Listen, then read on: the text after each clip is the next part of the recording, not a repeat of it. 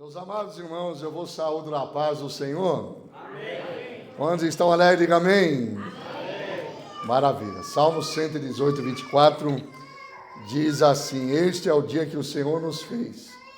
Alegremo-nos nele. Então, independente da forma que você vivenciou toda esta quarta-feira, mesmo com adversidades, tribulações ou aflições do presente século, vamos nos alegrar na presença do Senhor. Este é o dia que o Senhor nos tem preparado. E quantos não tiveram oportunidade de amanhecer, não é verdade? Mas nós estamos aqui por bondade, misericórdia e privilégio. Que Deus abençoe cada um de vocês de uma forma toda especial. Que o nome do Deus Todo-Poderoso continue sendo glorificado na vida de cada um.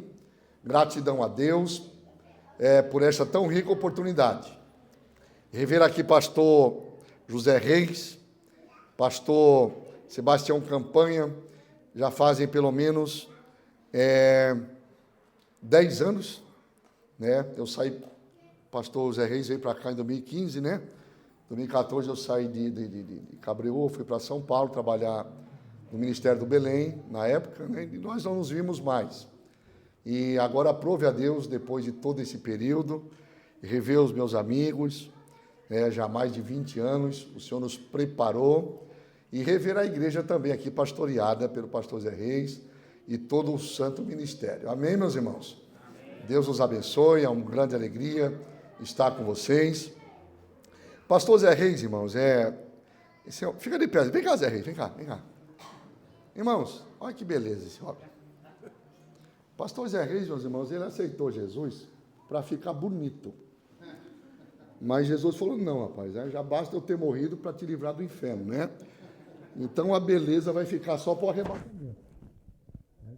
Ele convive, né?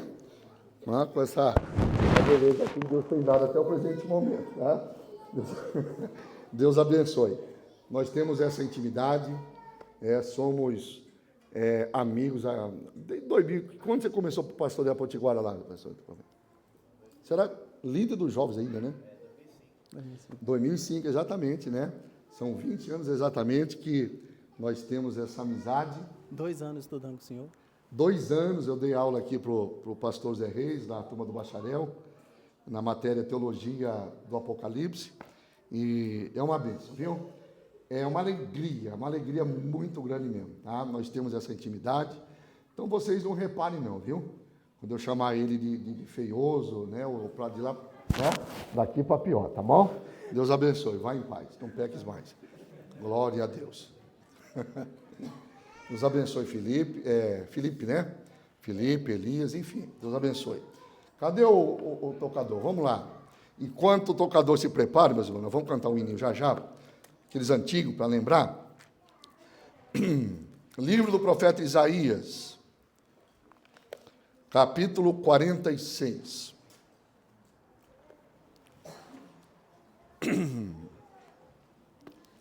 Livro do profeta Isaías, capítulo 46, versículo de número 10.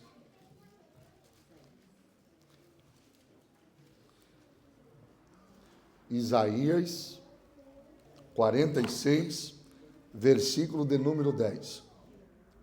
Ali é uma tradução da Nova Tradução Linguagem de hoje, né? Eu vou ler aqui na nossa tradicional. Que anuncio o fim desde o princípio. Vamos trabalhar junto.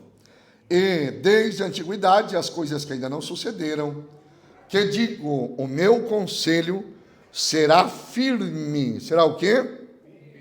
E farei toda a minha vontade. Vamos repetir todos juntos? Versículo 10. 1, 2 e... Que anuncio o fim desde o princípio e desde a antiguidade as coisas que ainda não sucederam. Que digo, o meu conselho será firme e farei toda a minha vontade. Vamos fazer amém? Dá maior. Quem se lembra, vem comigo. Muito em breve vai sair uma notícia do quê? De um povo que diz era um povo muito humilde que aqui muito sofreu. Este povo era o povo de Deus. Onde está aquele povo? Onde está?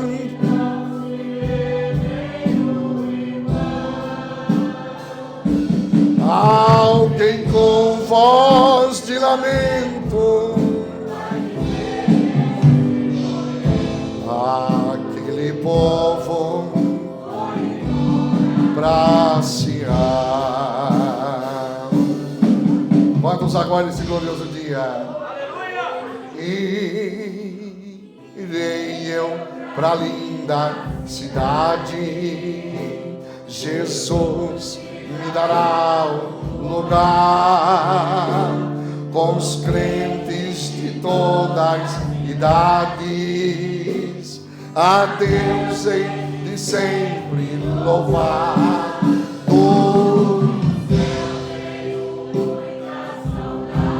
Aleluia, das glórias que lá hei. Oh, que gozo vou ter quando eu vir rodeado de grande esplendor.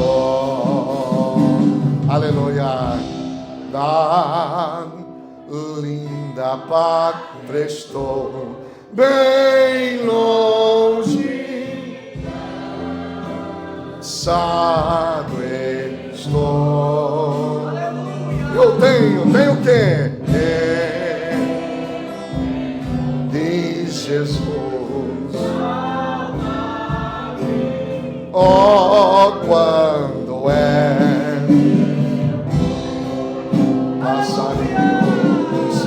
passarinhos bonito querem me cantar,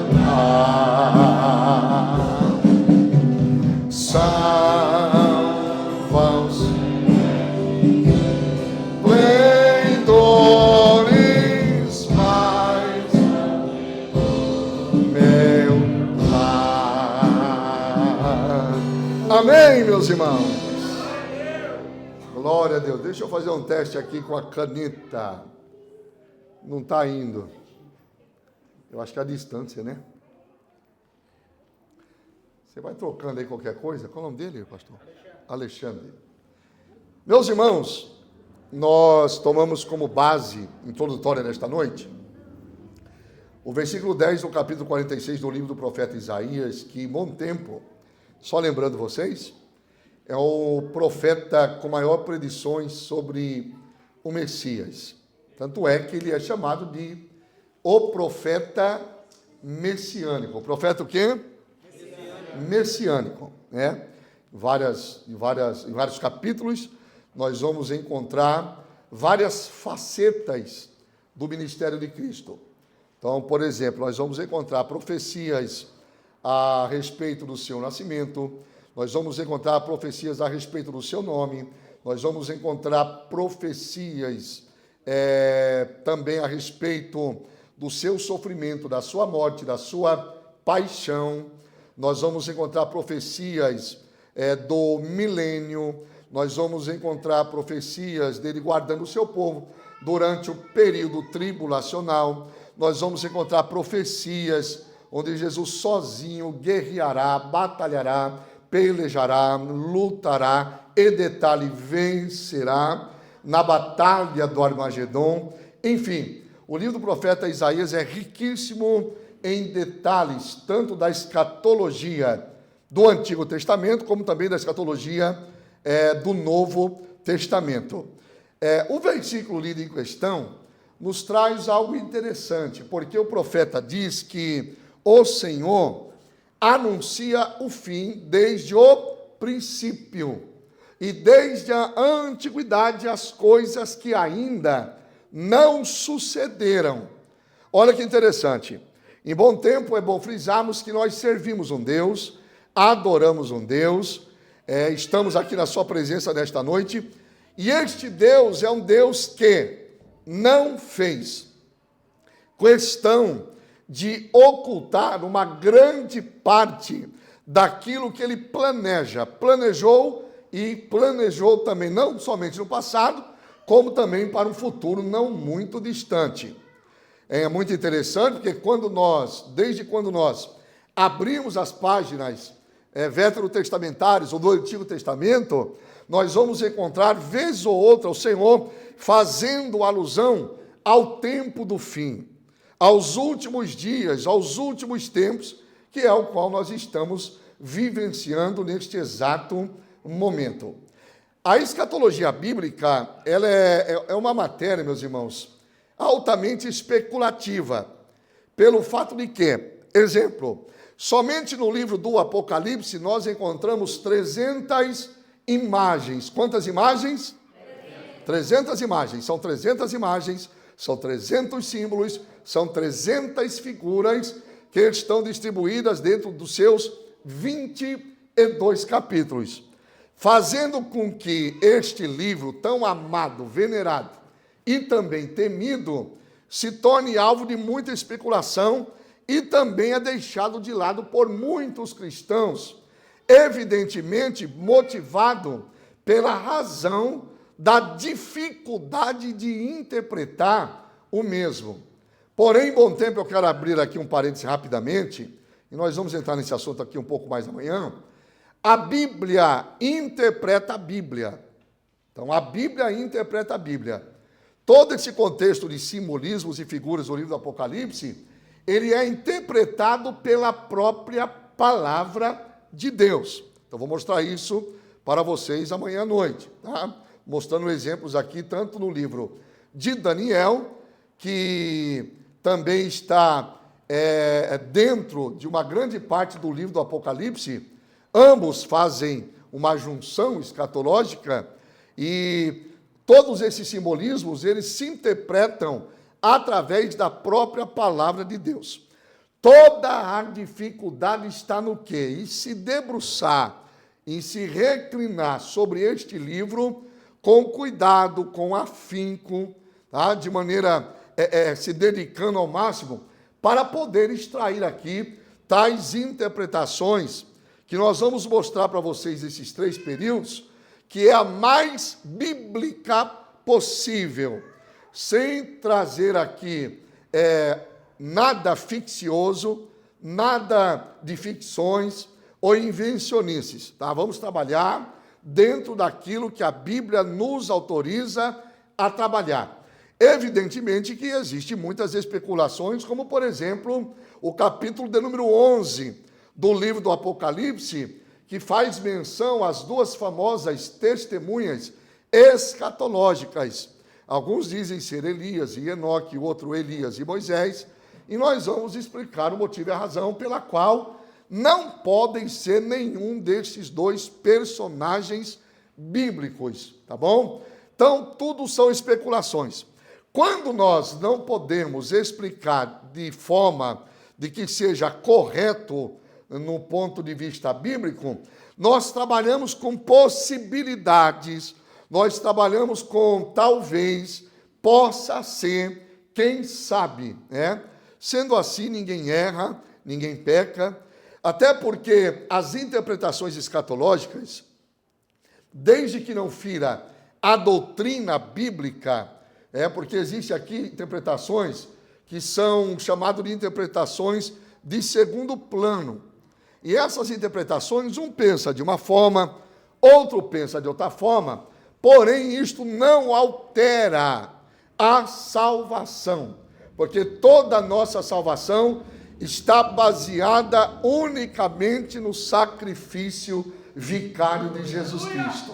Glória a Deus. Todavia, como se trata de uma matéria muito interessante, uma das mais queridas, admiradas e magníficas dentro do quadro das matérias da teologia bíblica, é uma matéria que abre leque para muita coisa, como nós vamos ver esses 3 períodos a partir de hoje. O nosso Deus, ele começa a anunciar o fim já no começo das Sagradas Escrituras. Existem 2 tipos de escatologia. Existem outras, eu vou explicar, mas a princípio. Repita comigo, escatologia do Antigo Testamento. Escatologia do Antigo Testamento. Repita comigo, escatologia do Novo Testamento. Escatologia do Novo Testamento. A escatologia do Antigo Testamento, ela visa unicamente anunciar, prenunciar, predizer a primeira vinda do Messias, ou seja, o primeiro advento. Então, a escatologia do Antigo Testamento, ela visa anunciar o nascimento de Cristo, do Salvador. Assim como também nós temos depois a chamada escatologia realizada. O que é a escatologia realizada? Exemplo, os profetas vaticinaram acerca da primeira vinda de Cristo. Jesus já veio, sim ou não? Sim. Então isso aqui se cumpriu, tornando-se então um tipo de escatologia realizada. Outro exemplo interessante, as páginas do Antigo Testamento, como também dentro do Apocalipse de Mateus, o último discurso escatológico de Jesus, inserido nos capítulos 24 e 25 de São Mateus, faz alusão a uma parábola, chamada parábola da figueira, que é uma alusão a Israel. Você pega emprestado também Isaías 66, versículo de número 8, que fala de Israel. Então Israel renasceu, voltou para a sua terra, exatamente no dia 14 de maio do ano de 1948. Se cumpriu essas profecias, sim ou não? Então Israel hoje, na sua própria terra, é um exemplo de escatologia realizada, tá bom? Existe a escatologia coletiva, existe a escatologia individual. A escatologia individual são os planos de Deus para o futuro, para a eternidade, para cada indivíduo, o chamado para cada indivíduo. Por exemplo, hoje é uma tristeza muito grande no Brasil pela partida do pastor Wesley, lá de Camboriú, dos Gideões Missionários.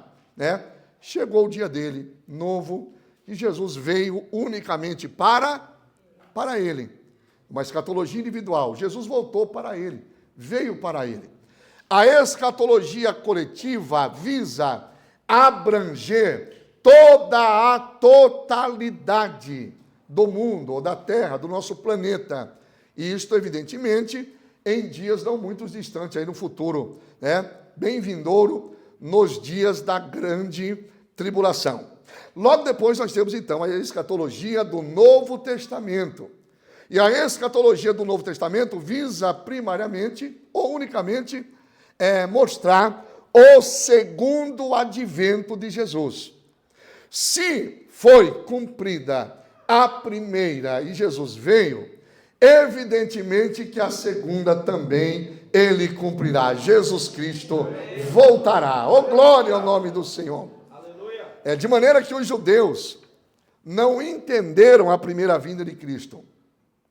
Assim como muitos também, vai ficar para amanhã isso aqui, não sabem discernir agora a diferença entre um arrebatamento da igreja e a segunda vinda visível, corpórea, física, revelativa, propriamente dito.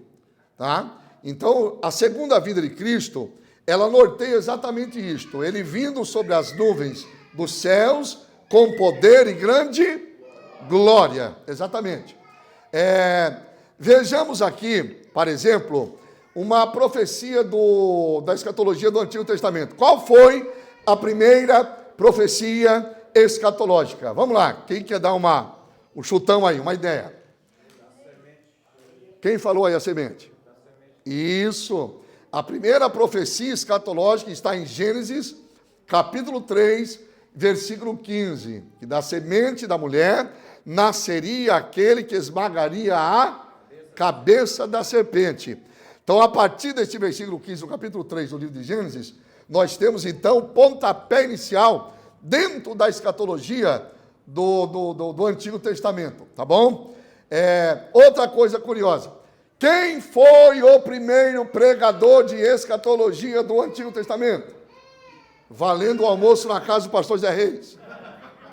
Vamos lá. Noé, outro. Só uma sugeriu? Primeiro pregador de escatologia da Bíblia. Lá no Antigo Testamento, é a dica.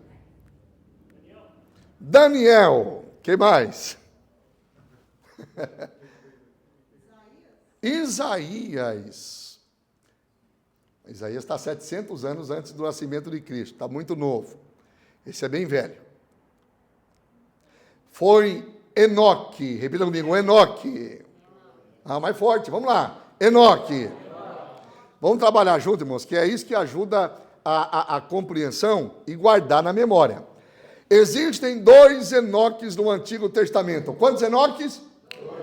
Um é da linhagem canita, ímpia e rebelde de Caim, lá no capítulo de número 5 de Gênesis, 4 de Gênesis, e o outro está no capítulo de número 5, que é da família ali do Matusalém, toda aquela geração, que vem da geração setista, partindo de Enos, do Gênesis 4, versículo 26.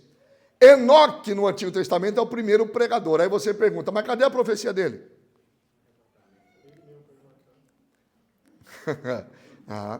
Se Enoque foi o primeiro pregador de escatologia do Antigo Testamento, aonde está, então, a prova cabal que ele profetizou? Vamos lá. Não. Qual o livro da Bíblia está? Está escrito. Hebreus, que mais? 1, 2 e... Abra alguém a Bíblia e lê em voz alta. Judas. Judas não tem capítulo, só tem um capítulo. Então, a gente fala Judas 14, versículo 14. De este também profetizou Enoque, servo dele Adão, dizendo: aqui veio o Senhor com suas santas dezenas de milhares. Continua, 15. Para fazer juízo contra todos e deixar convictos a todos os ímpios de todas as suas obras ímpias que foram feitas impiamente, e de todas as coisas duras que os pecadores ímpios hão falado contra ele. Olha só, volta na tela aí, Alexandre, o 14. Vamos repetir agora. E destes profetizou também Enoque. Olha só, a questão de ler Bíblia, gente. Aí você descobre. Todas, às vezes, algumas dúvidas, elas não foram ainda atendidas devido à questão de ser mais curioso. O Enoque está lá no período antediluviano. Qual período? Aí eu falo para vocês que Enoque foi o primeiro pregador escatológico no Antigo Testamento. Mas cadê a prova? Só vai dar a prova o irmão de Jesus, o Judas, que vai dizer, e destes profetizou também Enoque, o sétimo, depois de Adão, dizendo, qual foi a profecia? Eis que é vindo o Senhor com milhares de seus santos, próximo, para fazer juízo contra todos, isso aqui é a grande tribulação, também abrangendo lá o trono branco, e condenar dentre eles todos os ímpios, por todas as suas obras de impiedade que impiamente cometeram, e por todas as duras palavras que ímpios pecadores disseram contra ele. Quem pode dizer amém? Amém. Então, vocês acabaram de entender, tá bom? Quem foi o pregador aí? Volta lá na imagem, por gentileza. Vamos lá. A matéria da escatologia, irmãos, a palavra escatologia, ela vem de 2 vocábulos gregos. Quantos vocábulos? 2. Quais são os vocábulos? Escatos ou escatom. E depois logia. Então, escatos ou escatom significa o quê? Isso aqui no grego. Final o último, enquanto que logia significa um discurso com a razão, um discurso com o entendimento, um discurso racional, aquilo que você para, pensa, calcula, pesquisa e interpreta com a razão e não com especulação. Em bom tempo, isso aqui era chamado antigamente de a doutrina final da história dos homens, a doutrina dos homens da história da humanidade para os últimos dias. Mas foi resumido, trazendo apenas para a doutrina das últimas coisas. Qual é o nome? Doutrina das últimas coisas.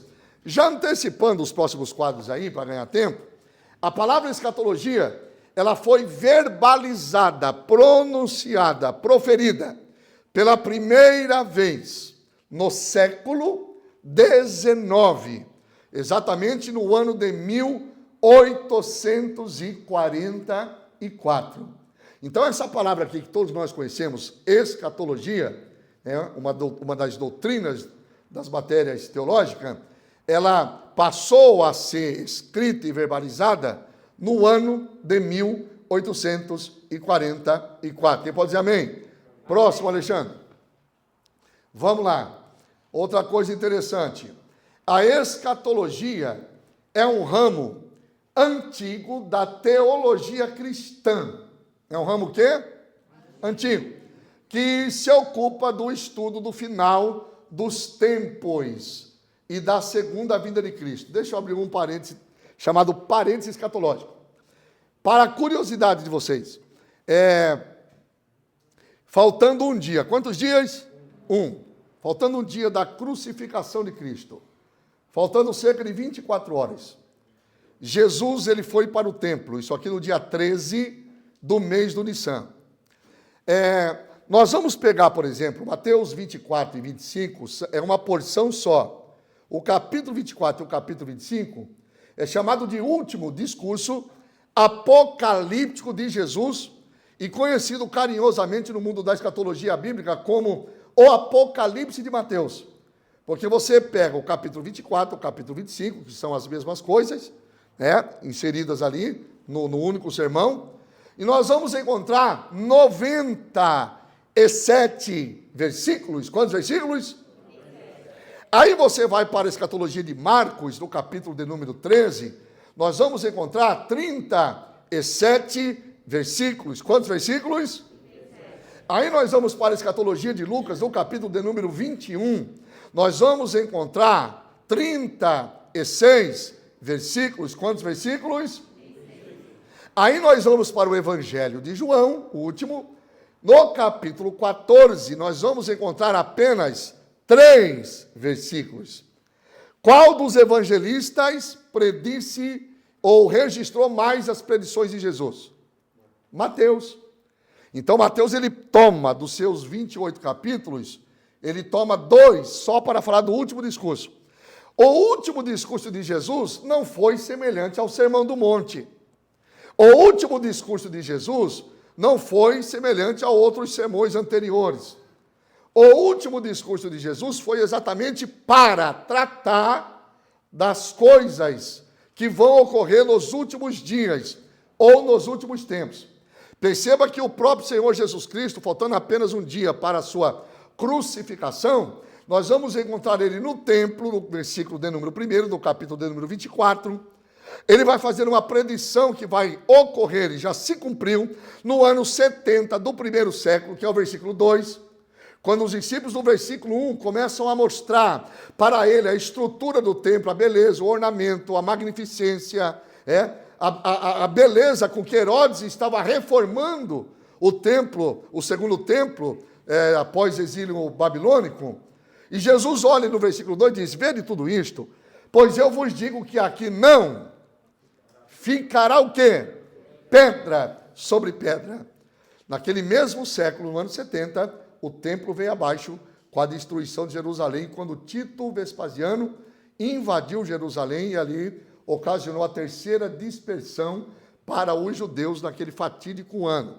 Então, esta é a profecia cumprida e depois a da parábola da figueira. A partir do versículo de número 3, Jesus vem dando uma série de predições proféticas acerca do tempo do fim.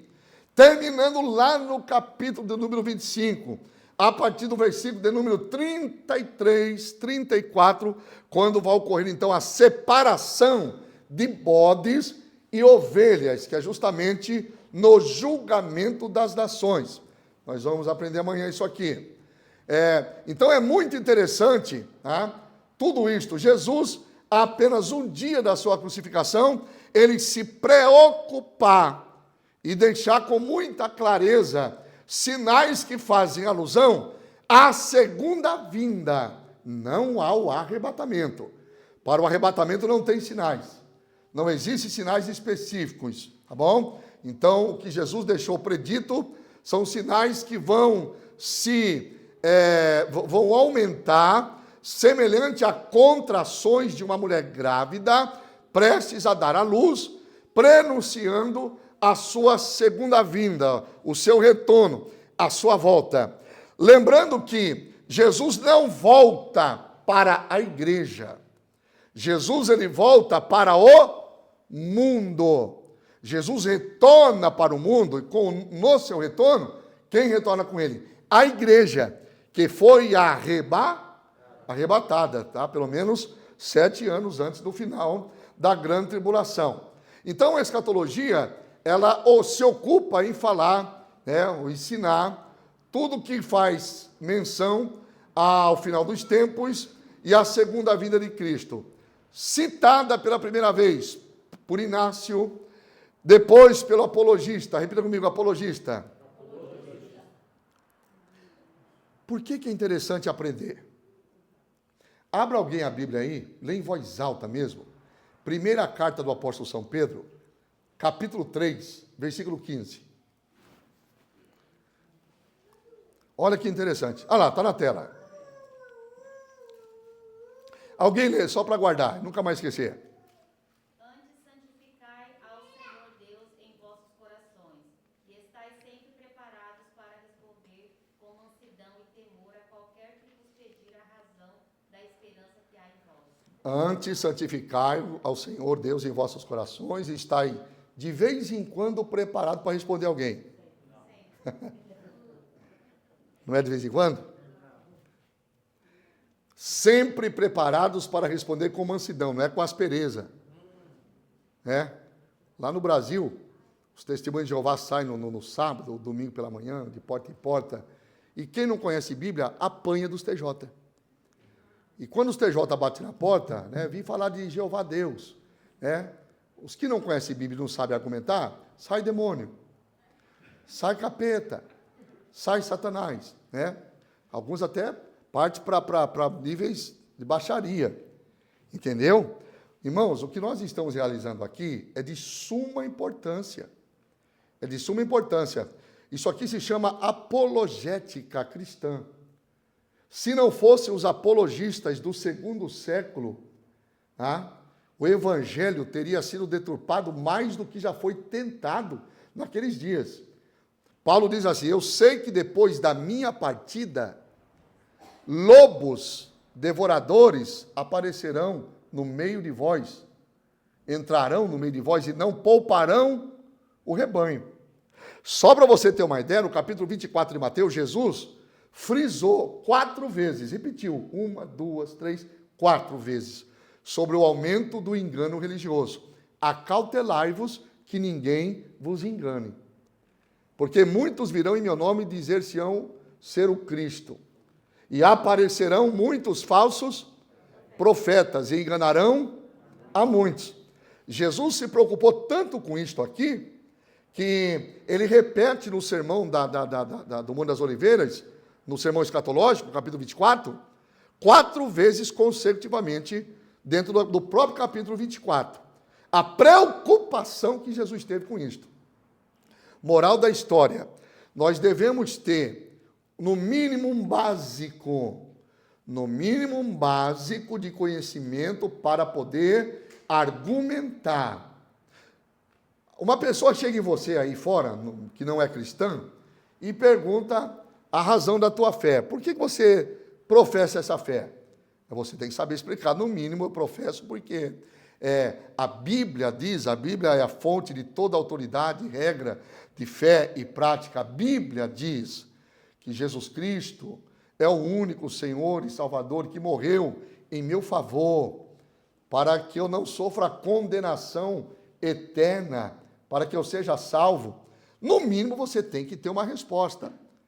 Então, devemos, não precisa ser um exímio conhecedor, mas no mínimo ter um pouco de conhecimento para poder contra-argumentar. Saiba que um TJ estuda uma semana inteira um único versículo para bater na porta no sábado e no domingo, e já vem preparado, municiado. E a coisa mais linda, irmãos, é quando o TJ vem falar de Jeová Deus. Aí você fala, eu também amo Jeová, amo Deus, vamos falar. Chama para dentro, vamos tomar um café, e não debater. Deixe ele falar e você argumenta tentando ganhar ele para Jesus. Então a pessoa chega para você e diz, escuta, por que você crê que não passará pela grande tribulação? Você tem que estar, no mínimo, apoiado em alguns versículos da Bíblia Sagrada para provar a razão da tua fé. Quem entendeu isso até aqui, diga amém. Amém. Então os apologistas, está lá, depois pelo apologista, apologistas são os defensores da fé, da sã doutrina, que surgiram no segundo século. O estudo da escatologia continuou no Ocidente, pelos ensinamentos de Tertuliano, influente teólogo cartaginês, na época da África proconsular, depois no Oriente pelo teólogo Orígenes. Repetindo, a palavra surgiu no ano de 1844. Próxima imagem, vamos lá. Outra coisa interessante para definir o que nós ensinamos. Nós somos, a nossa escatologia é a escatologia dispensacional, pré-tribulacional e pré-milenista dispensacional. Então a nossa escatologia ela é dispensacional, pré-tribulacionista e pré-milenista. Em tese, nós somos pré-tribulacionistas e pré-milenistas. O que significa? Nós somos ou acreditamos que Jesus Cristo arrebatará a sua igreja antes que venha o período chamado de o dia do Senhor, que é o período da grande tribulação, o acerto de contas com Deus com esta dispensação. E também cremos que Jesus reinará literalmente por 1000 anos. Quantos anos? Isso. Então essa é a escatologia bíblica. E nós nos fundamentamos aonde? Em conto de alguém? Não, na própria palavra de Deus. Para entender aqui a questão escatológica, por que alguns confundem a igreja passando pela grande tribulação? Vamos lá. Em primeiro lugar, a igreja não substituiu Israel. Isso aqui se chama, vai estar no livro A Igreja Fora da Grande Tribulação. Isso aqui se chama teologia da aliança ou da substituição. Já que Israel se desviou, a igreja entrou no lugar dela, ou deles. Não, isso não é verdade. Em nenhum momento das páginas do Antigo Testamento você encontra a palavra igreja.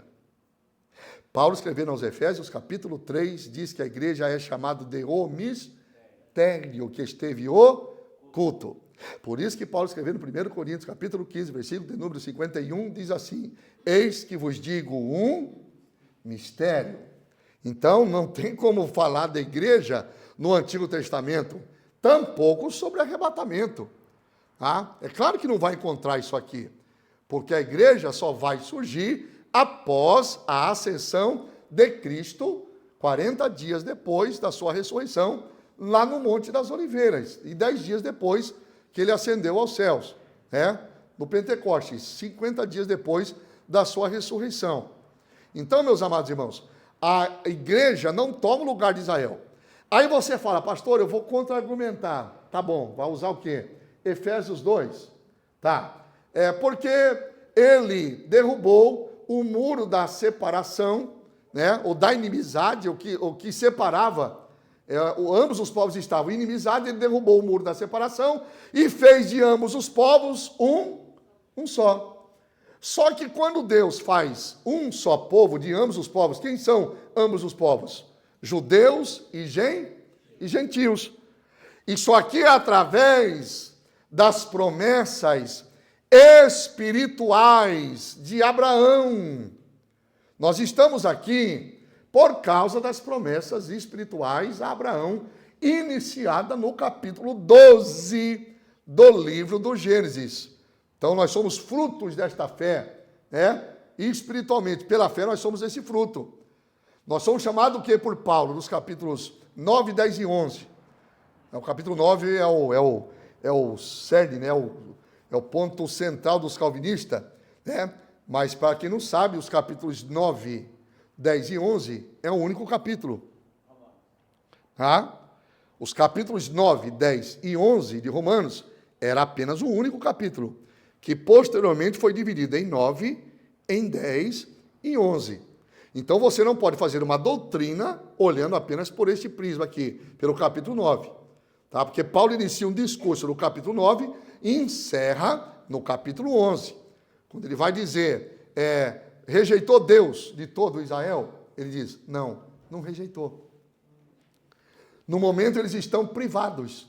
E enquanto eles estão cegos para esta tão grande salvação, o Senhor então virou-se para outro povo.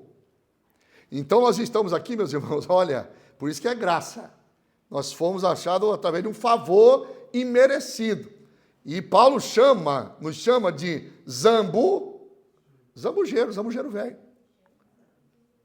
Nós somos um zambujeiro velho. E Paulo fala, olha, vocês não se tornem tão orgulhosos não, porque da forma que Deus colocou o zambujeiro na oliveira, né, original, ele também arranca. Nós somos resultados, irmãos, nós estamos vivos espiritualmente através da seiva de Israel. Através da seiva de Israel, nós estamos aqui vivos. Por isso que Paulo chama de zambujeiro. Então a igreja tem promessas para a igreja. Qual é a promessa para Israel? Físico. Qual é a promessa para a igreja? Céu. Em nenhum momento do Novo Testamento Jesus ordenou conquistar a terra. A nenhum momento. Todas as promessas concernentes à igreja são unicamente espirituais. Para Israel, física, terrena. Está um exemplo ali, ó. Distinguir. Primeira coisa para você entender a escatologia. Distinguir igreja e Israel. Isso aqui fica muito claro, irmãos. Você prova que a grama é verde. Mas tem pessoa que fala, não é verde, ela é azul. Né? Fazer o quê? Vai entrar em debate? Né? Vai estar na Bíblia. 1 Coríntios 10, 32. Portai-vos de modo, andem de maneira que não dê escândalos. Para quem? Quem lê em voz alta? Nem aos judeus, nem quem mais? Olha aí, e nem a... Quantos povos tem aqui? 3. Acabou, fim de papo. Acabou. Portai-vos de modo que não dê escândalo. Nem aos judeus, Israel. Nem aos gregos, gentios. Nem à igreja, que é composta de judeus e gentios. Então, existem 3 povos distintos. Promessas para Israel. Promessa terrena.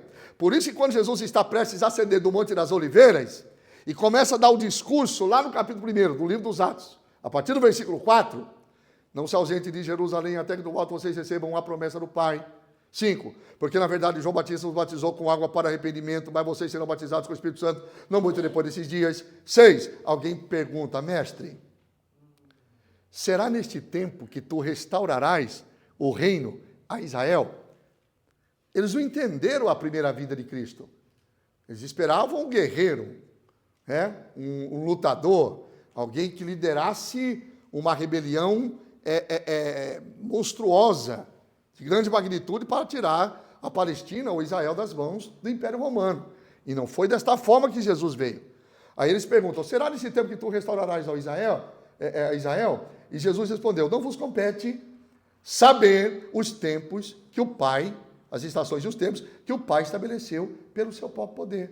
Enquanto isto, fiquem em Jerusalém, vocês vão receber poder, descerá sobre vós o Espírito Santo e toda aquela história. Então existe um projeto para Israel, fisicamente, enquanto que para a igreja o projeto é céu, é eternidade. Quantos podem dizer amém? Amém. Outra coisa para definir aqui o pré-tribulacionismo. Primeiro, a teologia da substituição, tá? Nós contra-argumentamos aqui à luz desses textos. Segundo, dispensações. Repita comigo, dispensações. O que é uma dispensação? É uma época, é um período pré-estabelecido por Deus para provar o coração do homem. Provar quem? Deus dá oportunidades para o ser humano desde o início do mundo. Olha que coisa interessante. Aí alguém vai falar, pastor, você já deve ter ouvido isso. O dispensacionalismo é algo novo, né? É um espantalho. Isso aí só tem 200 anos, surgiu no século XIX, é uma invencionice, não está na Bíblia dispensacionalismo. Verdade. Aí que está a preguiça, né? Onde a preguiça mora a preguiça. Qual é a preguiça?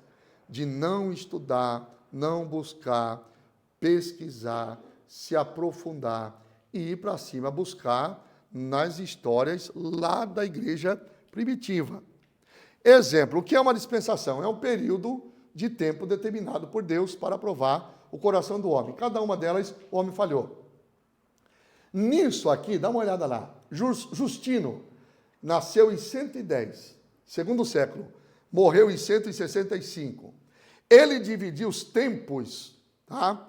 Você não vai encontrar a palavra, vai encontrar Paulo falando na dispensação ou dispensações, vai encontrar no Novo Testamento. E eles falavam o quê? O Justino. Como que Deus dividiu? Na concepção do Justino. Enoque, Noé, Abraão, Moisés, Cristo e milênio. Irineu, lá no segundo século também. Adão, Noé, Noé, Moisés, Moisés, Cristo, Cristo, eternidade e milênio.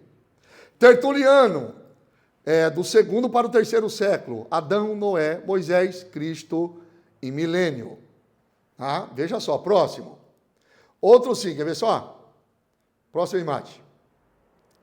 Esse teólogo aqui francês, Pierre Poiret, do livro A Divina Economia, economia de tempo, o tempo que foi estipulado por Deus, século XVII, no ano de 1687, tá? Longe ainda do século XIX, como ele separava os períodos, infância ao dilúvio, infância a Moisés, adolescência aos profetas, juventude até a vinda de Cristo, maturidade, algum tempo disso, velhice, o tempo da decadência do homem, era da igreja, os últimos dias maus.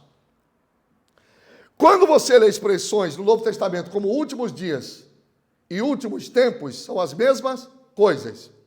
Quando começou os últimos tempos ou os últimos dias? Nós estamos em contagem regressiva. No Pentecostes, Pedro sai para o pórtico e prega a primeira mensagem. Irmãos, isso aqui que vocês estão ouvindo não é produto de vinho, de mosto. Ninguém está embriagado, sendo esta ainda a terceira hora do dia. Versículo 17 do capítulo 2 dos Atos dos Apóstolos.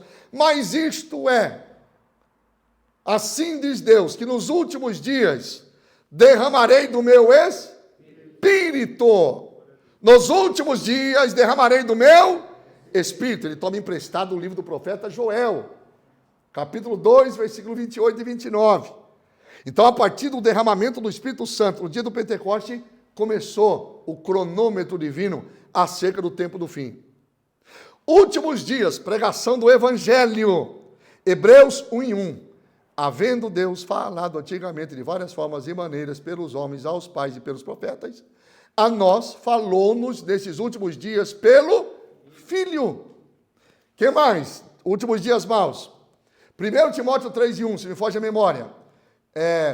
Porque o Espírito expressamente diz que nos últimos tempos apostatarão alguns da fé, dando ouvidos à doutrina de demônio. Acho que é o quarto, ou segundo Timóteo 3:1. Vamos lá. Segundo Pedro 3:3. Porque nos últimos dias aparecerão escarnecedores, dizendo: onde está a promessa da sua vinda? Porque desde que os nossos pais dormiram, todas as coisas continuam da mesma maneira, e vai embora. Então perceba que nós estamos vivenciando os últimos tempos, os últimos dias, num período já vivenciado de quase 2000 anos. Quem pode dizer amém? Amém. Volte na tela. Isto. Próximo. Esse teólogo famoso aqui, ó, na próxima imagem, é o Isaac Watts, um grande escritor de escatologia, na sua geração, lá no século XVIII. Dispensação da inocência, Adão depois da queda, dispensação noética, dispensação abraâmica, dispensação mosaica e dispensação cristã. Perceba que desde a igreja primitiva até o século XVIII, pessoas já vinham colocando períodos distintos dentro da história do homem. Quem pode dizer amém até aqui? Amém. Vamos lá agora, próximo. Aí entra esse período. Quem foi que inventou isso aqui? Isso aqui não é uma invenção. Isso aqui é uma doutrina. Repita comigo, doutrina. Essa doutrina se chama doutrina do dispensacionalismo.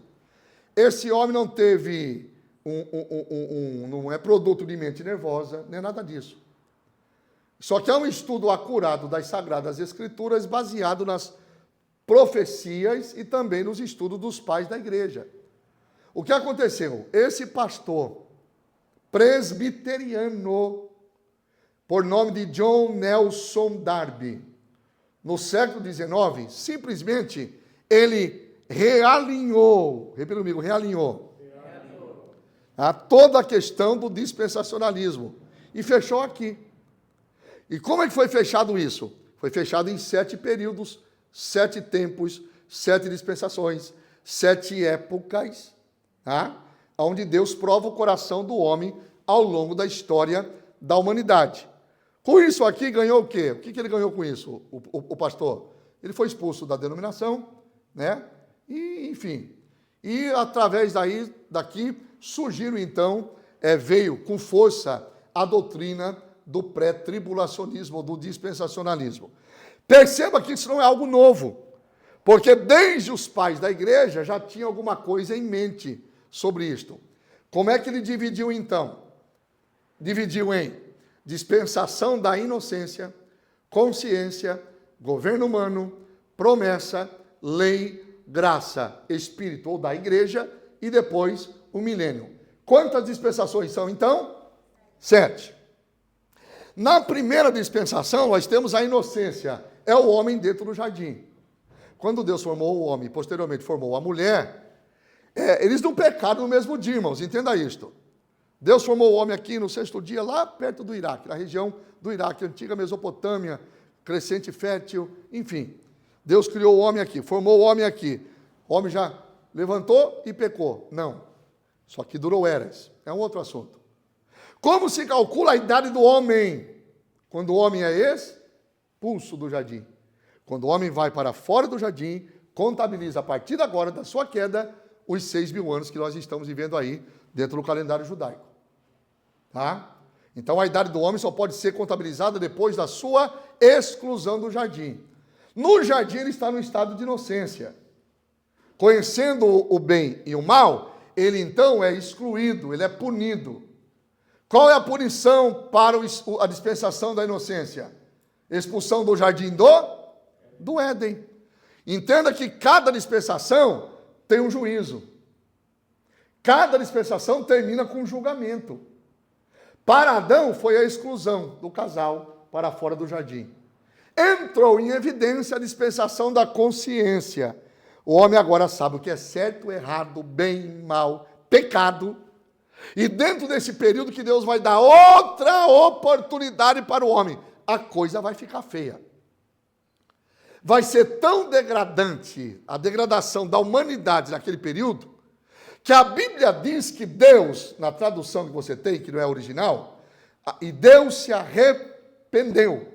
Ou arrependeu-se Deus de haver ter feito o homem. Deus não pode se arrepender, pelo amor de Deus.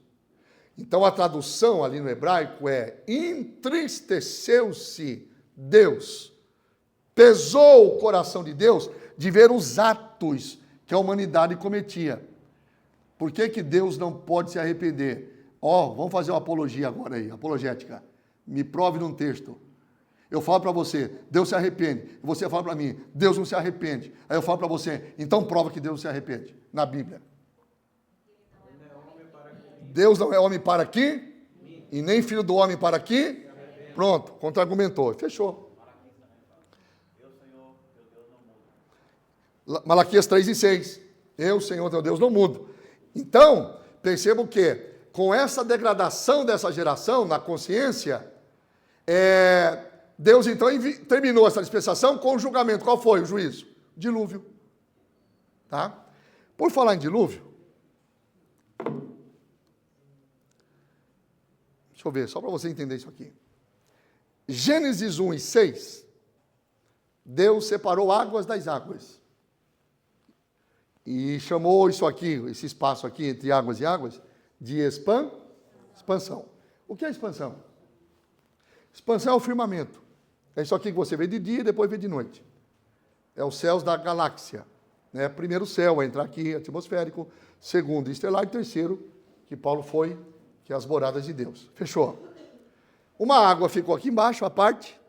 São 372 milhões de quilômetros quadrados de água do planeta Terra. Então é 60% de água na Terra e 40% do planeta e 40% de terra. 60 de água, 40 de terra. 60 de água, 40 de terra. Cadê o restante das águas?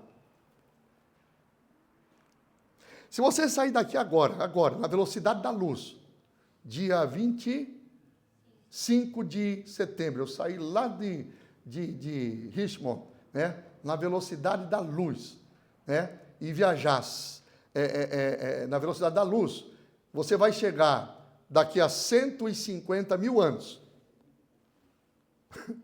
Você sai daqui agora na velocidade da luz e daqui 150 mil anos você chega numa galáxia chamada Quasar, onde ali existe, só naquela galáxia, água mais do que todo o nosso planeta. Só para você ter uma ideia, para entender por quê, de onde veio tanta água no dilúvio, tanto dos abismos, das fontes, das águas que vem aqui dos abismos, chamada de água debaixo da terra? Nascente, o que mais? Lençóis freáticos, obrigado. Tá? Basicamente isso aqui. Aí, no versículo 9, a Bíblia diz que Deus, então, separou, né, das águas a porção seca. Qual foi o nome da porção seca? Terra. Já estamos no globo. Das águas Deus chama a porção seca agora para a superfície. E aquela porção seca que Deus ajuntou num canto, você aprendeu na matéria de geografia na escola. Se chama Pangeia, que é o único bloco continental, o único continente. Então, até o dilúvio, havia o quê na superfície? Um só continente, sem essa divisão de hoje. Quando ocorreu o dilúvio não foi local. O dilúvio foi universal, cobriu toda essa terra. Por isso que depois, durante os 40 dias e 40 noites, que a terra se fragmenta e se separa, como num quebra-cabeça, você junta, né? Encontra-se fósseis de animais pré-históricos aqui na América do Norte, encontra-se fósseis de animais pré-históricos no continente asiático, encontra-se fósseis de animais pré-históricos no continente sul-americano, tá? Porque antigamente era um só. Então Deus puniu essa geração da consciência. Vamos lá, volta na imagem. Deus puniu com o dilúvio. Terminou o dilúvio, Noé desceu do Ararat, andou 732 quilômetros e voltou para a Mesopotâmia. O rio Tigre e Eufrates, sobreviventes do dilúvio. E ali reinicia a história do homem. E Deus, então, nós vamos ter, então, o nome dessa dispensação de governo do homem, governo humano. E aí um cidadão vai aprontar nesse governo. Tá? Porque Deus falou assim, crescei, multiplicai e povoai a terra. Mas alguém apareceu, o bisneto do Noé, Nirod, Gênesis 10, e primeiro ele criou os muros para circundar as cidades daqueles dias, por causa das bestas feras. Depois ele falou, não, tem coisa melhor. Vamos projetar aí uma torre. E a torre subiu aí, né? Foram cerca de 220 anos de construção dessa torre. Até que Deus desceu para ver o que os homens faziam. Lógico, evidentemente que Deus sabia, né? Ele estava em desobediência. E para fazer valer o projeto de Deus para com o homem, ele então traz um juízo, tá? Que foi a confusão das línguas. Exato. Espalhou os homens, aí então já existem os continentes, alguém sai, todo mundo, né? Deus põe todo mundo para correr, e vai se espalhando, África, Ásia, e Oriente Médio, e alguém atravessa lá em cima, o Estreito de Bering, vem parar aqui mais tarde, enfim, a história vai continuando. E nessa dispensação, Deus chama um homem de nome Abraão, vai ser chamada a dispensação da promessa, ou patriarcal. Nessa dispensação, Deus vai dar outra oportunidade para o homem. Só que o homem vai aprontar, né? Qual vai ser a punição? 400 anos de escravidão na terra do Egito. Abraão desce para o Egito no tempo da fome, quando não era para ter descido. Deus levanta um libertador mais tarde, envia Moisés, liberta o povo e no Monte Sinai dá outra oportunidade, através da dispensação da lei. Na lei nós vamos ter 613 mandamentos. Quantos mandamentos? 613. Resumido em 10, que é o decálogo. Os 10 mandamentos é o resumo dos 613. E um dos mandamentos ali primordiais, lembrando que não existe pecado, pecadinho e pecadão, mas não adorar o Deus verdadeiro, irmão, se torna uma grande afronta. Não adorarás outros deuses. É uma proposta que o diabo fez para Jesus lá no monte, na terceira vez que tentou ele. Então Israel vai cair aqui. Durante muito tempo, principalmente nos dias dos juízes. Teve até uma lição do EBD esse ano. Nos dias dos juízes, por 350 anos, se arrepende, cai, se arrepende, cai. Deus manda juiz. E o povo na idolatria. Divide Israel, reino do norte, reino do sul, reino do norte, nenhum que prestasse. Caiu em 720 a.C., foi para a Síria. Reino do sul não aprendeu com a queda do reino do norte. Devia ter colocado a barba de molho. Continuou também no pecado da idolatria. Caiu na mão dos babilônicos. Então foi a dispersão aí. Retornaram e entrou agora a dispensação da graça nos dias de Jesus. Que nós estamos. Dispensação da igreja ou do Espírito. Essa dispensação vai durar até quando? Não. Lembra que uma dispensação só termina com um julgar? Isso. Ela só termina com a grande tribulação. E quem vai terminar ela? Com o retorno de Cristo.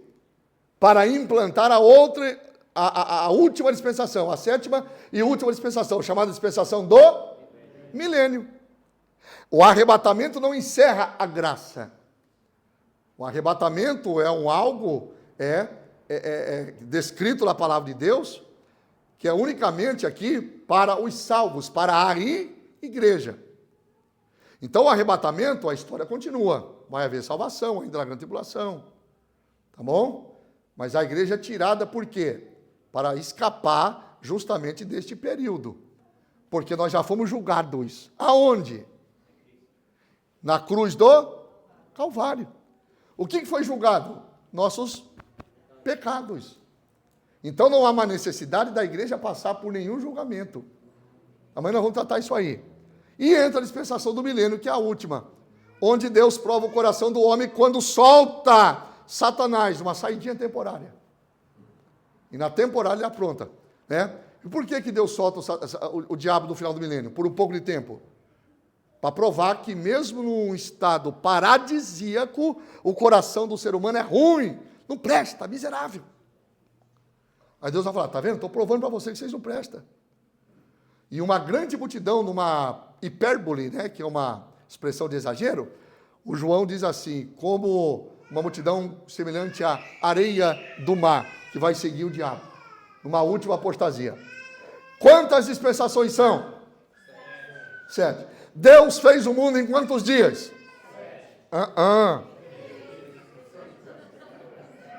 Tem que estar ligado. Quem quer ver o pastor Ezequias subir no arrebatamento, diga amém. Oxe. Tem que estar ligado. Tem que estar ligado. É? Deus fez o mundo em quantos dias? No sétimo ele fez o quê? Nós estamos na sexta dispensação. A sétima dispensação é o quê? O milênio, que representa o Éden, lá no começo que Deus quis para o homem. É o período do descanso. Por isso que a Bíblia diz, levantai-vos e andai, porque não é aqui o vosso repouso. Levantai-vos e andai, porque não é aqui o vosso descanso. Nós estamos no sexto dia de Deus. 7 dias na semana, o sábado é o dia do descanso. Nós estamos no sexto dia de Deus. Nós estamos visualizando já o entardecer desse sexto dia. Nós estamos, na sexta-feira. O sol já está se declinando. A noite se aproxima. Jesus disse, trabalhar enquanto é dia. Porque a noite vem quando ninguém mais pode trabalhar. Nós estamos adentrando na noite mais escura da história do homem. Vocês estão vendo, são testemunhos do que acontece aqui. Moralmente, espiritualmente, a degradação, isso aqui não vai melhorar. Pode entrar quem for no governo, A, B, C, D, até o Z. Não melhora, porque Isaías disse, agora eu repito lá de novo no começo, farei toda a minha vontade. Não há quem mude os projetos de Deus. O que Deus falou está falado. O que Deus disse está dito. O que Deus escreveu está escrito. O que Deus prometeu está prometido. O que Deus determinou está determinado. O que Deus validou, ninguém poderá invalidar a palavra do Orabacalapai. Mateus 24, 34, passa o céu, passa a terra, mas as minhas palavras não hão de passar. O próximo dia é o nosso descanso. Vamos entrar daqui a pouquinho no descanso eterno, na sétima dispensação. A igreja está dando tchau para este mundo.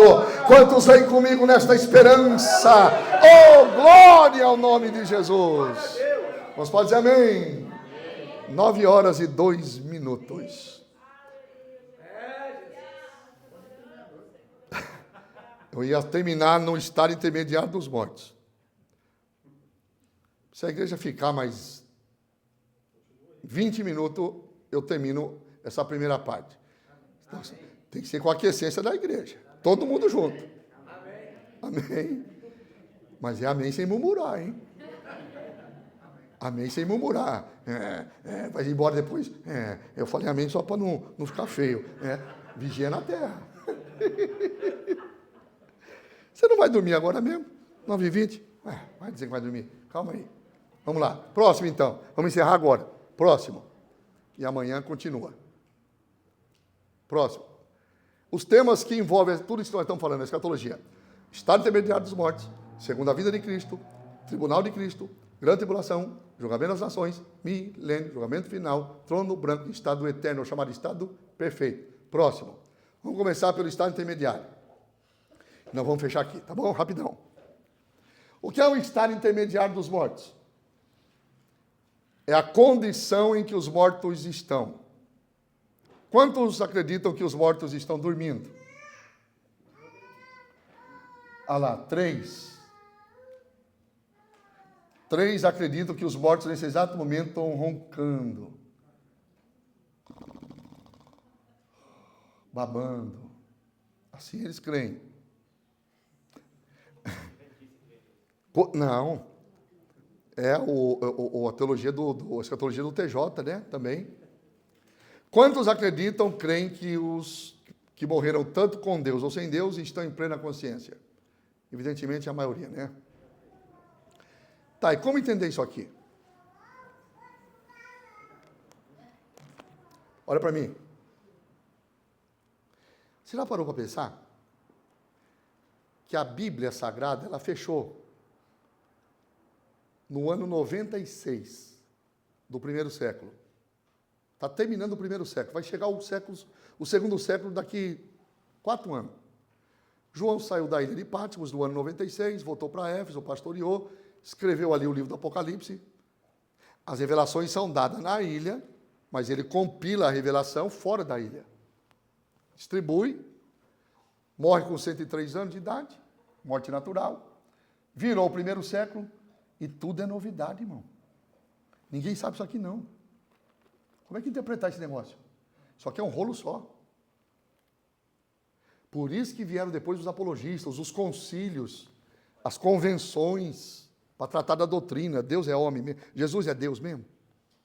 Teve convenção para tratar. Só que não nasceu da noite para o dia uma interpretação bíblica.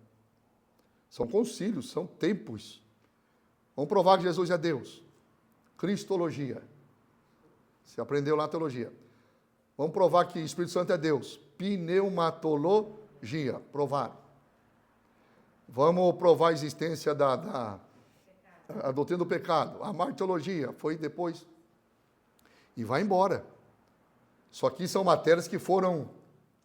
Imagine essa aqui, que é a novinha. Acabou de sair do forno. Porque os evangelhos já são escritos lá desde... As cartas de Paulo já vêm vindo desde o ano 48. Já tem alguma coisa em mente. Mas isso aqui agora do Apocalipse, meu pai do céu, o que é isso aqui? É tão complicado isso aqui que quando a igreja de Esmirna, você pega lá em Apocalipse 2, ela foi perseguida do ano 92 ao 312. De ponta a ponta.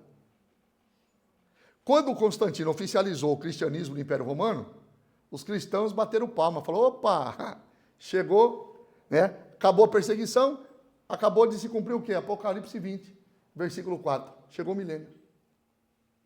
Por causa desse pensamento, a igreja dormiu.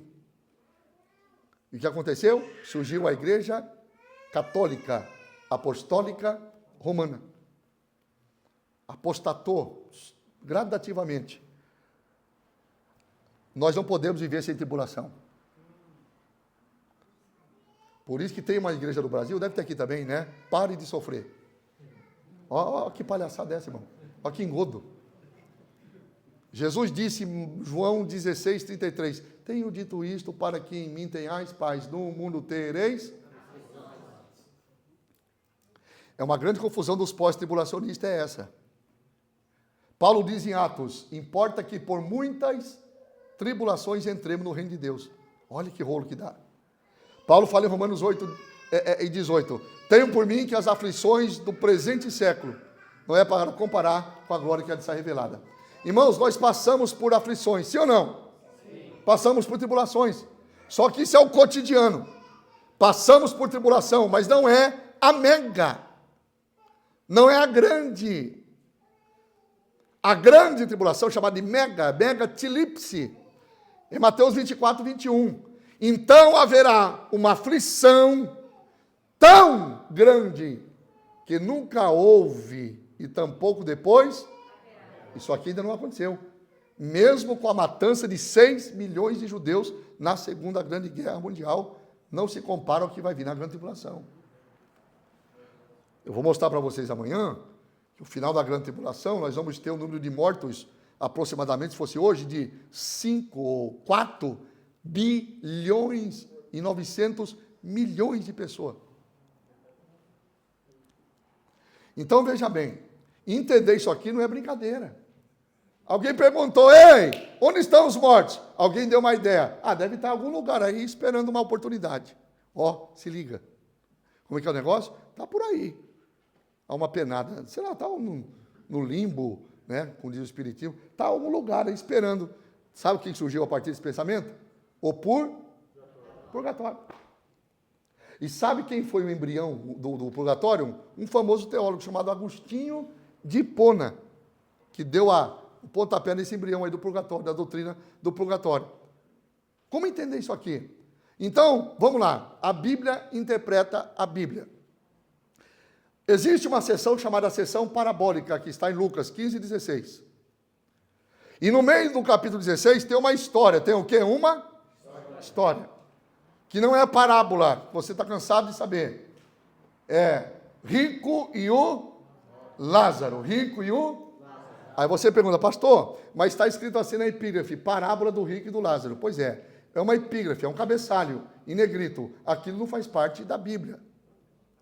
Quem colocou aquilo foi quem imprimiu.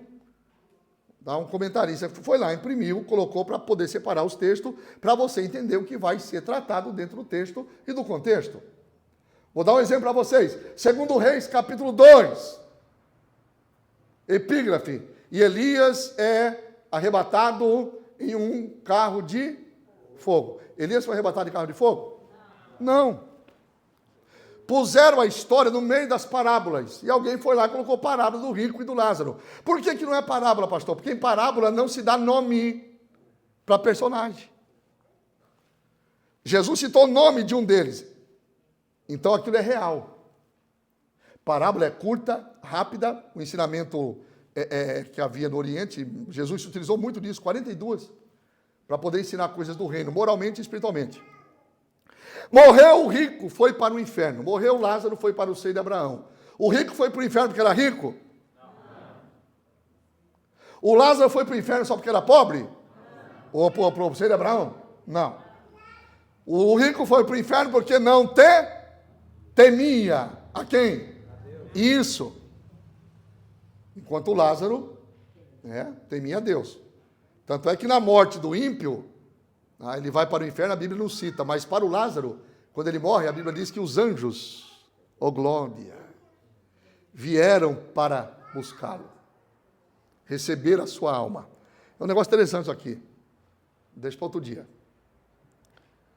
O crente salvo, irmãos, ele é cortejado.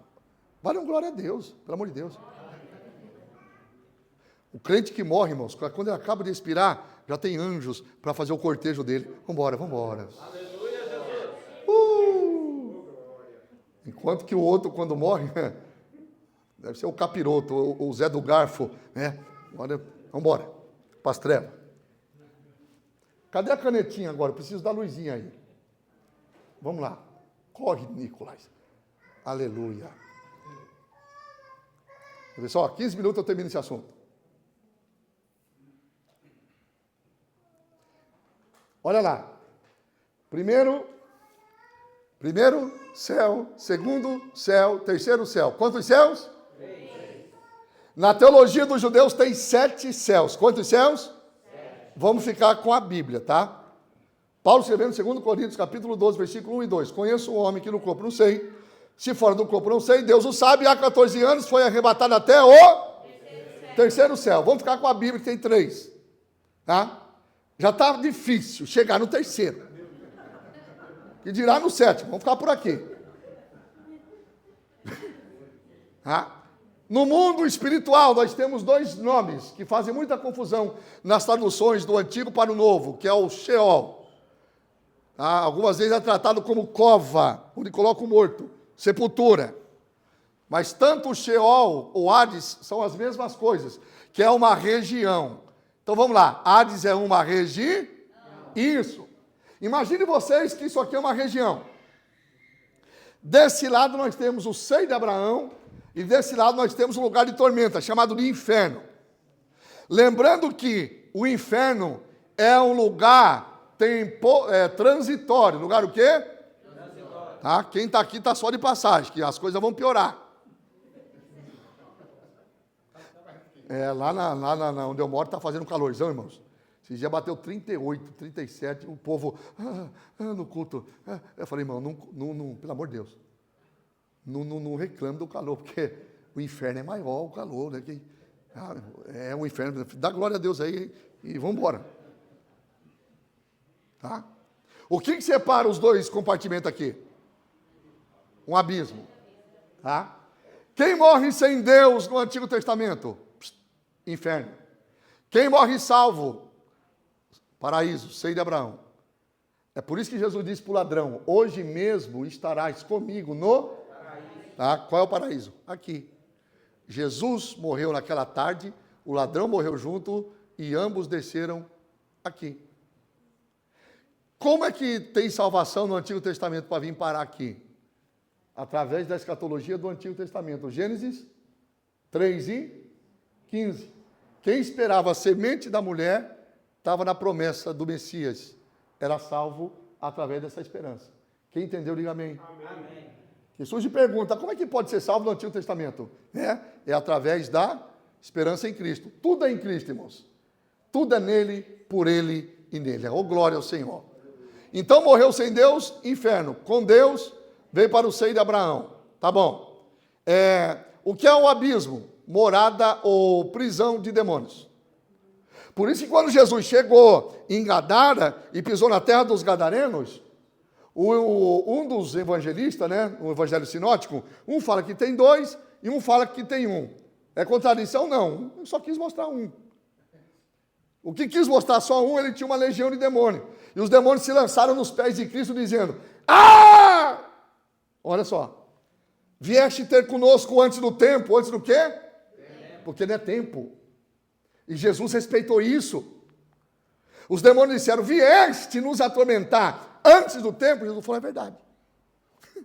Não é tempo ainda. Olha o que eles disseram. Não nos mande para o abismo. Não é que Jesus obedeceu aos demônios. É porque não era tempo. Não é tempo ainda. Manda-nos para uma panada de porco ali pastando, né? Então vá. Então vocês percebem que os demônios não querem vir para cá, porque ainda não é tempo. Aqui é prisão de demônio. Uma parte vai sair aqui na 5ª trombeta. Nós vamos ver isso aqui, eu acho que amanhã ou sexta, na 5ª trombeta, uma pandemia. Repita comigo, pandemia. Que ninguém morre. Tá? E os outros vão ser aprisionados aqui no milênio e depois julgados pela igreja no trono branco. Olha que privilégio, julgados por quem? Não é pelo STF, não. Nem pelo Xandão. Viu? Senão tem até absolvição para Satanás. Tá? Quem vai julgar os anjos caídos são os salvos. Repita comigo quem tem esperança. Eu. Isso.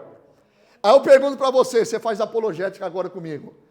Por que você acredita que você vai julgar um anjo caído lá na rebelião? Aí você tem que provar na Bíblia.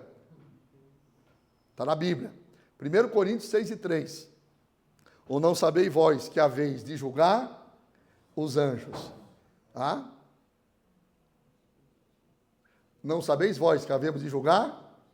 Não sabeis vós, vamos obedecer não sabeis vós que havemos de julgar os anjos? Quem nós vamos julgar, irmãos? Eita, privilégio, rapaz. Pensou você aí, sentado lá diante do trono do Cordeiro, o assunto para sexta-feira. Vamos lá. Volta na imagem, por favor. Obrigado. Então, vamos lá. Aí, para encerrar. Jesus, ele foi crucificado, morreu, ficou quantos dias na sepultura? 3. Fazendo o quê? Dormindo. Vou aproveitar, tirar uma madorna, dar um descanso, que o negócio foi feito esses últimos 3 anos. Jesus disse em São João 5:17, meu Pai trabalha até agora e eu também trabalho. Ele nunca deixou de trabalhar, viu? Abra um parênteses aqui para mandar uma profecia para você aí. Isaías 64:4, porque desde a antiguidade não se viu, nem com ouvido se ouviu, um Deus além de ti que trabalhe para aqueles que nele esperam. Quem espera nele dá um glória. Obrigado, volta na imagem.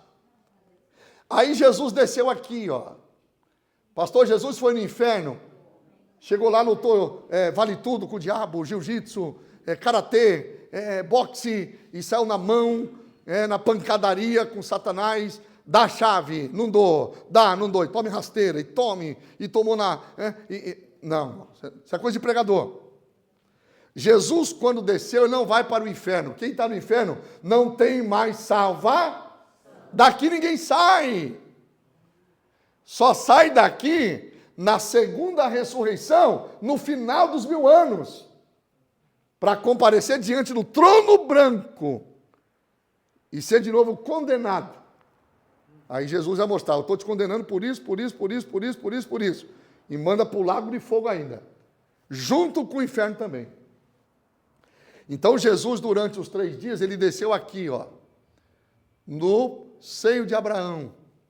E aqui no paraíso, quando Jesus chegou, a Bíblia diz que ele pregou aos espíritos em prisão. Desceu às partes mais baixas da onde? Da da terra. Foi pregar, não, foi se apresentar. Jesus não foi tomar a chave do diabo, porque ele nunca perdeu nada, irmão. A pessoa, você viu um Jesus que perdeu um dia alguma coisa para outra pessoa? Está fora. Por isso que em Apocalipse 1,18, quando Jesus disse, olha, eu sou o primeiro e o último que morreu e vivo para sempre. E tenho, não é tive, tinha, peguei de volta, tenho, eu sempre tive as chaves da morte e do inferno. Jesus desceu no seio de Abraão. Imagine, nos 3 dias. Vamos começar pela Eva. Uma irmã se prontifica a ser a Eva. Dá um sinal aí para mim. Pronto, a Ariadne é a Eva. Jesus chegando lá no seio de Abraão. Shalom, todo mundo, amém. Amém. Jesus está chegando, hein? A turma lá. E o povo lá esperando. Chegou mais um. Quem será que é esse aí? Chegou alegre, né? Chegou arrebentando. Shalom! Amém. Eva. Cadê a Eva? Pai do Senhor, Eva. Amém. Amém. Eva, sou eu. A tua semente. Vai vendo. Vamos achar o Moisés aí. Moisés, cadê o Moisés? Está aqui o Moisés. Pai do Senhor, Moisés. Sou eu, profeta maior do que tu, rapaz. Profetizado lá. Cadê o Isaías? Cadê aqui Isaías, o Felipe? Isaías, Pai do Senhor, Isaías. Amém. Sou eu, o maravilhoso conselheiro, Deus forte, príncipe da paz e o Pai da eternidade. O Emanuel, oh glória ao Senhor. Se apresentando para esse povo todo aqui que morreu na esperança da vinda dele, ele faz o quê? Pega todo mundo aqui, um pacote só, e vamos embora. Vamos tirar desse balaio de gato aqui. Agora, veja bem, a questão da consciência. O rico está aqui, está sendo atormentado. Irmãos, 2 coisas. Ei! Está chamando lá. Estou em grande tormento. Sentimento físico. Agora o pior de todos, que para mim é esse aqui. Estou em grande tormento. Molha pelo menos a ponta do meu dedo para que eu possa me refrescar. Detalhe. Manda avisar. Lembrança. Consciência. Meu pai, meus irmãos que estão lá em cima. Eu acho que não é, pastor. Pior dor do que essa. Saber que você teve a oportunidade de um dia aceitar essa salvação. Falaram para você de Jesus, você negou. Falaram para você da salvação e você rejeitando. Morreu. Aí chega aqui nessa situação. Perceba que aqui a lembrança ainda existe quem está na superfície. Enquanto quem está aqui, Apocalipse 7, Apocalipse 22 diz que toda lágrima dos olhos é enxugada. Toda lembrança ruim passada. Aí Jesus então transfere isso aqui, irmãos. Amanhã nós vamos continuar, vou fechar aqui, sobre a questão da consciência em outros textos, tá bom? E deposita debaixo do trono de Deus. Então quem morre hoje sem Deus, vem para o Hades do inferno. Está vazio aqui, ó, só tem o inferno. O seio de Abraão foi embora. Quem morre sem Deus? Quem morre com Deus? Quem entendeu, diga amém. Amém. Tá? Então, fechando aqui hoje, amanhã a gente inicia, terminando com 3 textos aqui, mais ou menos, que mostram a consciência das pessoas que morrem após morte. Lembrando que morte era tratada para o salvo como dormir. Quem dorme está descansando. Tá? O ímpio, quando morre, ele é atormentado. Olha que diferença. Jesus nunca falou do ímpio. A Bíblia nunca fala do ímpio. O ímpio está dormindo. O ímpio está se lascando. Como diz o nordestino. O ímpio está sendo atormentado.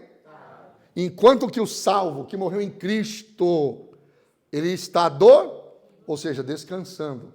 Mas enquanto você descansa, você está consciente. Você vai ver amanhã que lá eles falam. Viu? Falam também. Além desse texto por lá, né? Amanhã nós vamos entrar um pouquinho no Apocalipse e já entrar depois. Próximo, por favor, Alexandre. Aí nós vamos entrar para teorias do arrebatamento e por aí afora, segundo a vida de Cristo, vai ser muito bacana. Quem pode dizer amém até aqui? Amém. Deus abençoe. Queridos irmãos, permita-me 2 minutos da vossa atenção. Ali atrás está com o pastor Campanha. Campanha está lá, pastor Zé? Eu tenho 8 títulos, alguns já estão acabando, das outras palestras que tivemos aqui em outros lugares. O que virá depois é um livro que trata o quê? É um resumo, um panorama, né? São 125 páginas que mostram o que vai acontecer do arrebatamento até o juízo final, na ordem cronológica. Por quê? Apocalipse 1, 2, 3, sequência. 4 ao 18, fora de ordem. 19 ao 22, voltou para a ordem. Então, procuramos colocar à luz da Bíblia toda a sequência dos eventos que vão ocorrer após o arrebatamento. Que hora é o selo, que hora que é a trombeta, que hora são as taças, que hora é isso, que hora é aquilo. A besta que subirá do abismo. Nós vamos falar sobre a besta, eu acho que amanhã, se der tempo. Tá? O anticristo, tá? Que subirá do abismo. É um livro, tem 85 páginas, que fala unicamente sobre o anticristo. Como ele vai chegar, como ele vai ascender, né? Subir no palco mundial, e usando até mesmo igrejas supostamente evangélicas. Né? Vou mostrar para vocês. Igrejas que têm sal grosso, rosa ungida, travesseiro para sonhar com Deus, né? Essas coisas aradas todas aí, feitiçaria, misticismo, tá bom? Outra coisa interessante, 300 símbolos do Apocalipse. Então aqui tem um manual, né? É um manual dos símbolos, figuras e curiosidades. Para estudante, professor de EBD, obreiro, são 170 páginas. Quem é quem no Apocalipse? Por que o cavalo é branco? Por que o cavalo é amarelo? Por que o outro é vermelho? Por que o outro é preto? Por que um cavaleiro tem uma espada grande? Por que o outro cavaleiro tem coroa e um arco na mão? E assim sucessivamente. A escatologia de Daniel, tá? Como Deus colocou o futuro da humanidade no sonho de Nabucodonosor, à luz dos 4 animais da visão do capítulo 7 de Daniel.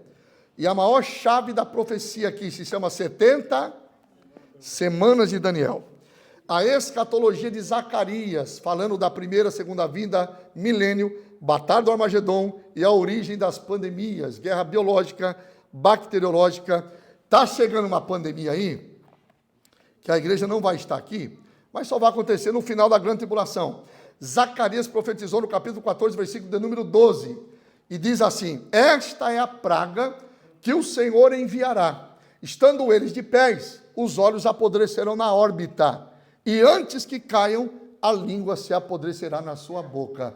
Isso aqui no meio do fervo, tá? Da batalha de Megiddo. Mas dá um glória a Deus aí que você não vai estar aqui em nome de Jesus. Apocalipse de Isaías. O que tem de Apocalipse no Isaías? 63, 66, 14, 24, 22, entre outros. A igreja fora da grande tribulação, 220 páginas, provando à luz das Sagradas Escrituras, o pré-tribulacionismo, a interpretação que honra. Faz o quê? Honra as Sagradas Escrituras. Porque falar de um Deus que permite o justo passar no juízo é contra um atributo, né? Os atributos de Deus. Tá? Não faz sentido isso aí. Todo juízo Deus tirou o justo. Ló, Noé, e aí vai. Vamos lá. E para terminar, a escatologia de Ezequiel, profeta do Ribeiro. Aqui, irmãos, tem capítulo 28, como se originou Satanás. Origem e queda. Capítulo 37, renascimento de Israel. Capítulo 38 e 39, Gog e Magog, que já está sendo formado na coalizão. Rússia, aliada do Irã. Irã, Ezequiel 38, chamado de Pérsia. A coisa está pegando fogo no Oriente Médio, irmão. Israel está numa escala ascendente agora, viu? Hamas, entrou Hezbollah, e Rússia, China, Irã, países da coalizão que vai descer nos últimos dias, tá bom? Esses trabalhos estão ali atrás, pastor Campanha está por lá. Eu tenho aí, meus irmãos, uns 100 livros ainda, eu trouxe só 40 nessa noite, tem até sábado, sexta, né? Depois domingo. Não deixa eu voltar para o Brasil com isso não, tá bom? Faz o Zele. Não é faz o L. No Brasil, quem fez o L, ó, se lascou. Viu? Faz o L. E a bênção é grande. Ah, o L do pastor Campanha. Quem pode dizer amém? Amém? Deus abençoe cada um de vocês, em nome de Jesus. Amanhã vai ter umas perguntinhas que acertar, viu? Tem almoço na casa do pastor Zé Reis. Deus abençoe.